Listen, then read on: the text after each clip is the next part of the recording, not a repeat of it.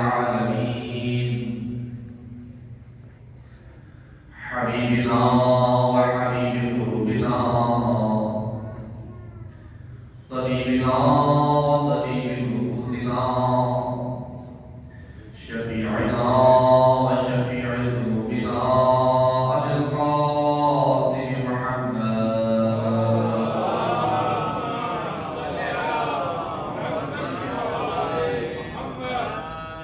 ثم الصلاة والسلام على أهل بيته الطيبين الطاهرين المعصومين المنتجبين الميامين ورحمة الله على محبيهم وشيعتهم وأموالهم ولعنة الله على أعدائهم ومنكري فضائلهم وغاصبي حقوق حقهم من يوم عذابتهم إلى الآن ومن الآن إلى لقاء يوم الدين. أما بعد فقد قالت سيدتنا فاطمة الزهراء سلام الله عليها: اللهم صل على محمد وآل محمد. مثل الإمام مثل الكعبة إذ تؤتى ولا تأتي بل محمد وآل محمد صلى الله عليه وسلم.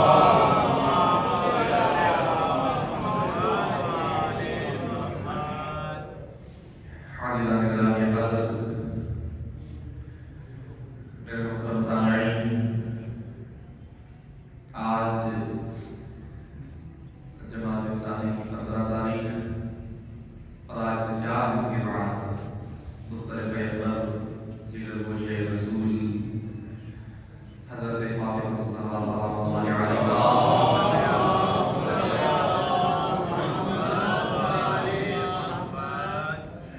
بیوی کی ولادت باسعادت کا دن ہے۔ سب سے پہلے مبارکباد عرض کرتا ہوں، یہ ذکر تحیت عرض کرتا ہوں آپ تمام مؤمنین کی خدمت میں، تمام محبین جناب زہرا کی خدمت میں، اور بالخصوص وقت امام کی خدمت میں، بیوی کی ولادت کی مناسبت سے، اور پھر یہ دعا بھی کریں اور کوشش بھی کریں خدا تعالی ہمیں بیوی کے نقش قدم پہ چلنے کی توفیق عطا فرمائے۔ دعا فقط کرنے سے قبول نہیں ہوتی، معصوم کا فرمان ہے دعا تب قبول ہوتی ہے جب تم دعا بھی کرو اور دعا کرنے کے بعد اسباب بھی فراہم کرنے کی کوشش کرو۔ بارہا کسی بھی معصوم کا یوم ولادت یا یوم شہادت فقط ایک دن نہیں جو ہماری زندگیوں میں آ کر گزر جائے، اس کو ایک دن کے طور پہ نہ لیں کہ ایک دن آیا ہم نے معصوم کا یوم ولادت بنا لیا، ایک دن آیا ہم نے معصوم کا یوم شہادت بنا لیا۔ نہیں عزیزان گرامی، یہ وہ ہمیاں نہیں کہ جن کا فقط انسان ایک دن تذکرہ کر کے پھر بھول جائے۔ یہ 14 ہماری ساری زندگی ہمارے ساتھ ہے۔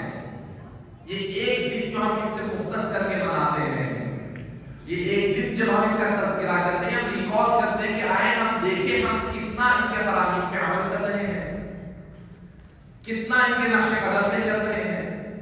اگر چل رہے ہیں تو الحمدللہ خدا مزید چلنے کی توفیق دے، اگر نہیں چل رہے تو کوشش کی جائے کہ آج اگر بیوی کا یوم ولادت ہے تو بیوی کے کسی ایک فرمان کو اپنی زندگی میں امپلیمنٹ کرنے کی کوشش کرو۔ یہ حقیقی مومن ہے، یہ ان کا حقیقی جشن منانا ہے، یہ ان کا حقیقی غم منانا ہے۔ اس انداز میں خدا ہم سب کو توفیق عطا فرمائے۔ سیدہ فاطمہ الزہرا سلام اللہ علیہا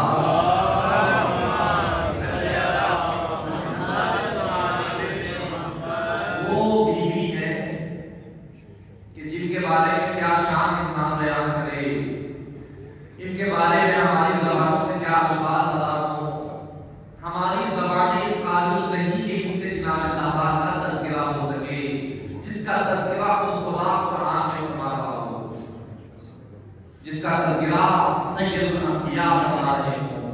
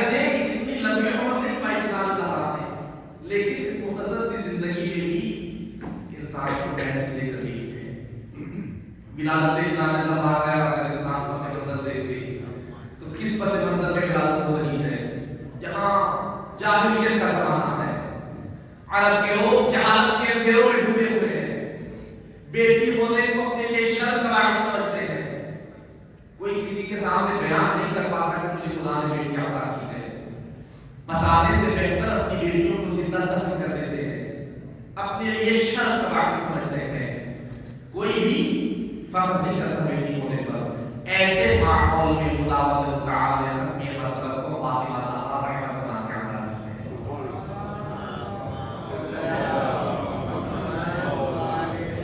وہ زمانہ جہاں بیٹی کو لعنت سمجھا جاتا تھا، وہ معاشرہ جہاں بیٹی کو باعث شرم سمجھا جاتا تھا، اس معاشرے میں خدا فاطمہ جیسی بیٹی عطا فرما کے بتا رہا ہے بیٹی لعنت کا باعث نہیں، بیٹی خدا کی رحمت کا باعث ہے۔ بیٹی تمہارے لیے شرم کا باعث نہیں، بیٹی تمہارے لیے فخر کا باعث ہے۔ ہاں یہ تم پہ ڈیپینڈ کرتا ہے اس کی تربیت کیسے کرتے ہو۔ یار میرے اور آپ کے لیے پہلا میسج جناب زہرا کی زندگی کا یہ ہے کہ کسی کے گھر میں خدا بیٹی عطا کرتا ہے، انسان شرم نہ کرے، انسان افسوس نہ کرے کہ خدا کی رحمت ہے۔ ہمارے یہاں بہت سے ایسے لوگ دیکھے ہیں یہاں بیٹی کی ولادت ہوتی ہے، گھر کا ماحول عجیب سا ہو جاتا ہے، بیوی کو تانے دیے جاتے ہیں، جھگڑے ہونے شروع ہو جاتے ہیں۔ بیٹا دینا یا بیٹی دینا نہ شوہر کا کام ہے نہ بیوی کا کام ہے، اولاد دینا 100% خداوند تعالی کا عمل ہے۔ اس میں آپ کسی کو کیا کاٹے دے رہے ہیں، یہاں تک کہ کسی ہمارے پاس آتے ہیں طلاق تک نوبت آ جاتی ہے، کیوں؟ اس لیے کہ میری بیوی سے ایک بیٹی کو جنم دیا۔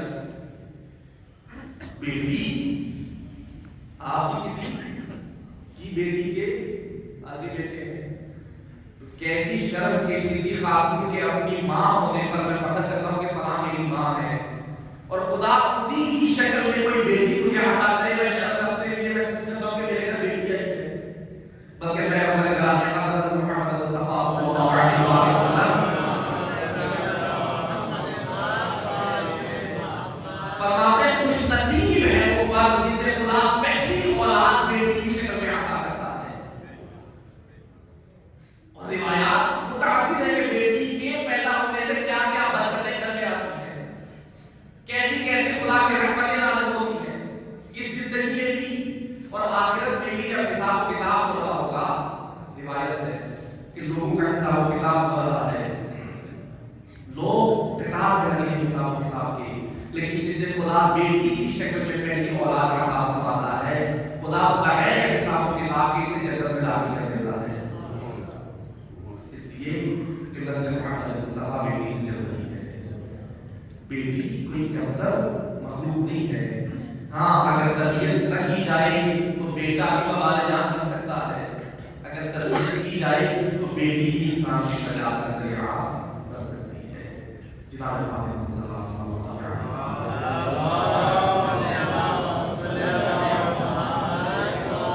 وہ بیٹی جو رحمت للعالمین کے لیے رحمت بنا کے بھیجی جاتی ہے، وہ بیٹی جو رحمت للعالمین کے دل کا سکون بنا کے بھیجی جائے۔ عرب کے تعنے سن کے پیغمبر گرامی حضرت پہ زندہ ہو جاتے تھے۔ یہ سارے عرب مل کے، سارے مشرکین و کفار مل کے مجھے تعنے دیتے ہیں۔ ایسے ماحول میں خدا نے فاطمہ زہرا عطا فرمائی کہ اے حبیب جب کبھی بھی تمہارے دل میں ہو فاطمہ کے چہرے کی زیارت کرنا، تمہارے دل کو سکون ملے گا۔ قلب مصطفیٰ کے سکون کا نام فاطمہ زہرا ہے، اور جناب زہرا نے پھر ایسی زندگی بسر کر کے دکھائی ہے۔ بطور بیٹی دیکھیں ایک ماڈل زندگی ہے کہ ایک بیٹی کیسی بیٹی ہونی چاہیے، بطور زوجہ دیکھ لیں ایک بہترین مثال ہمارے پاس موجود ہے کہ ایک بیوی کیسی بیوی ہونی چاہیے، بطور ماں دیکھ لیں جناب زہرا سے بہتر کوئی ماں نہیں ہوتی ہے جس کی انسان مثال لے سکے۔ ماں کیسی ماں ہونی چاہیے یہ ہمیں جناب زہرا نے سکھایا ہے۔ آج گفتگو کریں کہ انسان اس دوالی زندگی میں بسر کرتا ہے، میاں اور بیوی کا تعلق کیسا ہونا چاہیے۔ جناب زہرا اور مولا کائنات نے بتایا ہے کہ ایسا تعلق ہونا چاہیے۔ آج ہمارے یہاں ڈائیورس ریشو اتنی بڑھ گئی ہے، ہر دوسرے دن طلاق کوئی نہ کوئی کیس آ رہا ہے، برداشت نہیں ہے۔ انسان ایک دوسرے کی کوئی ایک بات کی تحمل سے سننے کے لیے تیار نہیں، آخر کیا وجہ ہے؟ یہی رشتہ جو کئی سالوں تک پہلے چلے جائے تو بڑی برداشت بھی تھی، تحمل بھی تھا، انسان صبر بھی کر رہا تھا۔ آج کے دور میں ایسا نہیں ہے۔ ہمارے معمولی ہمیں کیا دیتے ہیں، اور یہ موقع रही होगी, इससे राबता होती चली जाती है। एक्सपेक्टेशंस बहुत ज्यादा आपने एक दूसरे से लगा ली है, और ऐसी एक्सपेक्टेशंस लगाई है जो बसा औकात नाजायज एक्सपेक्टेशंस है। जब ऐसी उम्मीदें एक दूसरे से लगाते हैं फिर इंसान आपस में दूरियां बढ़ाता चला जाता है। पैगंबर कराम ने कहा हज़रत मुहम्मद मुस्तफा सल्लल्लाहु अलैहि वसल्लम,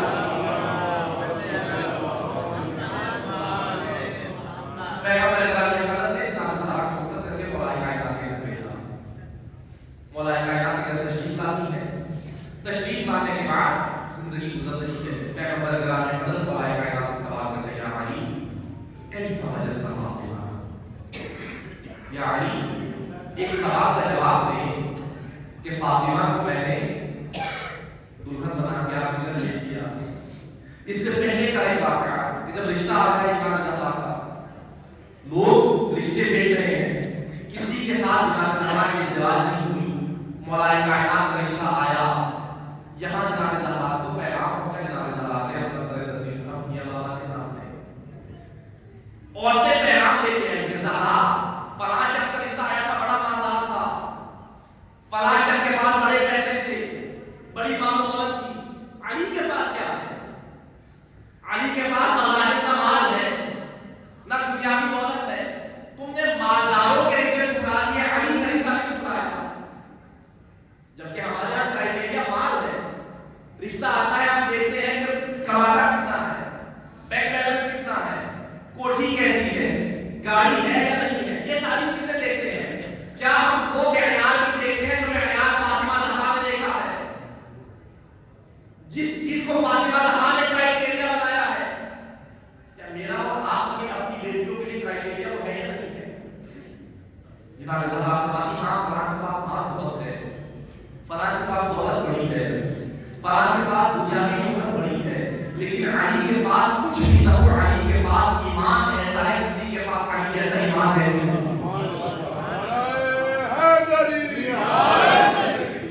ज़हरा कभी भी ईमान पर माल को मौक़ियत नहीं देती। ज़हरा को ईमान चाहिए, और खुदा ने कैसा ईमान अता किया, अली की शक्ल में कुल ईमान ज़हरा में लगा गया।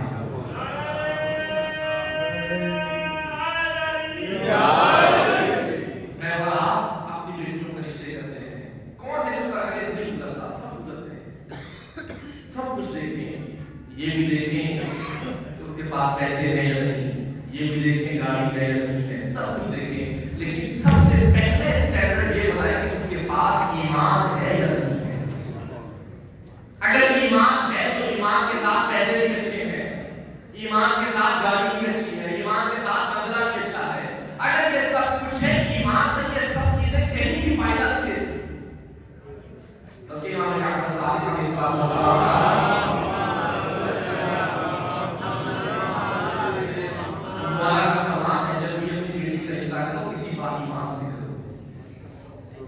बेईमान से रिश्ता करना करो, इसलिए कि ईमानदार से रिश्ता करने का फायदा ये है, जब तक वो बाईमान शख्स खुद खुश रहेगा तुम्हारी बेटी को भी खुश रखेगा। लेकिन अगर कभी वो तुम्हारी बेटी से नाराज हो गया, अगर कभी इनके दरमियान में फासले बढ़ गए, उसका ईमान उसे इजाजत नहीं देगा कि तुम्हारी बेटी के रिश्ते को खराब करे। नाराज हो के भी तुम्हारी बेटी की इज्जत बचाएगा, लेकिन अगर बेईमान हुआ, उससे इज्जत की कोई परवाह नहीं होती, उससे कोई मालूम नहीं होता किसी की इज्जत कैसे बचानी है। तो पहला पैगाम इमाम ज़फ़र ने दिया है, रिश्ता करने के लिए ईमान देखो, बेटी के लिए भी बेटे के लिए ईमानदार होना। आइए उस आयत पर पैगंबर ने सवाल किया, या अली कैसा वजदत फातिमा, या अली बताएं कि आपने फातिमा को कैसे सोचा पाया? फातिमा आपके साथ सौजा बन के सफर बन के जिंदगी बसर कर रही है, जरा बताएं कि फातिमा कैसी सौजा है, फातिमा कैसी बीवी है? मौलाए कायनात एक जुमले में सारा खुलासा बयान फरमा देते हैं, या रसूलल्लाह निअमल अफ़्फ़ु अला ताअतिल्लाह,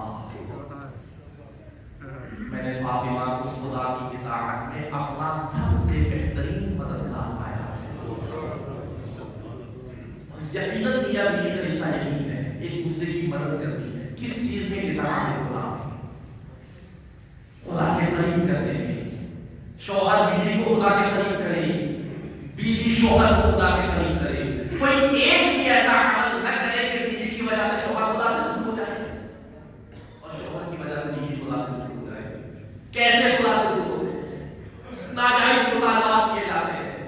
شوہر کی فساد کو دیکھ کے بغیر مطالبات کیے جاتے ہیں، اور ایسے ایسے مطالبات اگر وہ پورے نہ ہو گھر میں جھگڑے ہونے، اگر وہ پورے نہ ہو آپس میں بات نہ کرنا، اگر وہ پورے نہ ہو ایک دوسرے کی طرف رخ نہ کرنا، پھر معاملات خراب ہو۔ یہ ہر میاں بیوی کے لیے ایک اصول ہونا چاہیے، اگر ہم نے زندگی بسر کرنی ہے ایک دوسرے کو خدا کے قریب کرنے میں اپنی زندگی بسر کرنی ہے، خدا سے دور کرنے میں بسر کر سکتے ہیں۔ اور مثالی بیوی ہی وہی ہے جو شوہر کی مددگار ہو، اور مثالی شوہر وہ ہے جو بیوی کا مددگار ہو۔ ایک دوسرے سے کوئی مقابلہ نہیں ہے، ایک دوسرے کے ساتھ کوئی ایسا نہیں کہ ریس چل رہی ہو۔ پیغمبر کرام حضرت نے مولا کائنات کو جناب زہرا کے گھر کے کام تقسیم کیے، اس انداز میں تقسیم کیے کہ یا علی گھر سے باہر کے جتنے کام ہیں وہ آپ نے کرنے ہیں، زہرا گھر کے اندر کے جتنے کام ہیں وہ تم نے کرنے ہیں۔ ڈیوائڈ کیے دو سے، گھر کے باہر کے کام شوہر کے حصے ہیں، گھر کے اندر کے کام خاندانی کے کام بیوی کے ذمہ ہیں۔ مولا کائنات اپنے حصے کا کام کرتے ہیں، باہر کے کام نمٹا کے گھر واپس تشریف لاتے ہیں۔ جب جناب زہرا کو کام میں مصروف دیکھ کے اپنا حصے کا کام کرنے کے باوجود جناب زہرا کی مدد کرنا شروع کر دیتے ہیں۔ جناب سیدہ طیبہ طاہرہ فاطمہ زہرا سلام اللہ علیہا بلند صلوات۔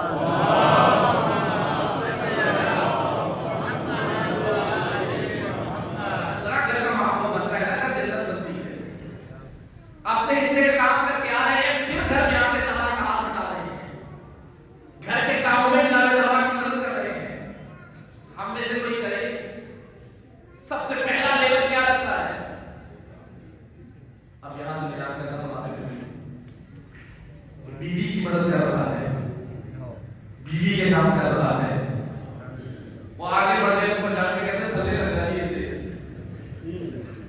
یہ سنت امیر المومنین ہے کہ اپنے کام کرو، پھر گھر میں آ کے بیوی کے کام بھی ان میں ہاتھ لگاؤ بیوی کا، تاکہ تمہاری اور بیوی کے درمیان خدا محبت میں مزید اضافہ کرے، گھر کا ماحول اچھا بنا رہے۔ ایسا نہیں کہ باہر سے آ کے اپنی جاب سے پاؤں پہ پاؤں کے بیٹھا ہے اور آرڈر کر رہا ہے یہ کر دو اور وہ کر دو۔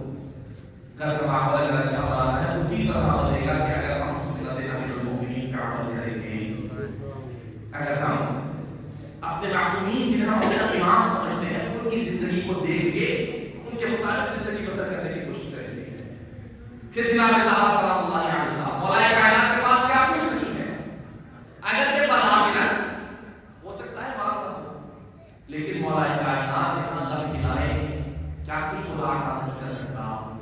جن کے ہاتھوں پہ کنکریوں کو خدا سونے میں تبدیل کر دے، یہاں ہاتھوں سے پانی گرو، پانی موتی بن کے گرنا شروع ہو جائے، انہیں کس چیز کی کمی ہے؟ لیکن بظاہر نہیں ہے۔ جناب زہرا کیا کچھ نہیں مانگ سکتی، جو چاہے مانگ سکتی ہے، دنیا کی کوئی ایسی شے نہیں جو امیر المومنین کے قبضے میں نہ ہو۔ خدا نے سب کچھ کے قبضے میں اختیار کیا ہے، لیکن وقت آخر میں جناب زہرا کا وقت آخر مولا کائنات سے فرمایا یا علی آپ گواہ رہیے گا، زہرا نے کبھی آپ سے ایسی کوئی چیز نہیں مانگی جس پہ آپ مدد کریں۔ زہرا نے کبھی آپ سے ایسا کچھ نہیں مانگا کہ آپ کو زہرا کے سامنے شرمندہ ہونا پڑے۔ زہرا نے آپ کا ساتھ دیتے ہوئے اپنی زندگی بسر کی ہے۔ زہرا نے آپ کا راستہ مشکل نہیں بنایا، زہرا نے آپ کے راستے میں آپ کی مدد کرتے ہوئے اپنی زندگی کو تمام کیا ہے۔ یہ ہے انسانی زندگی۔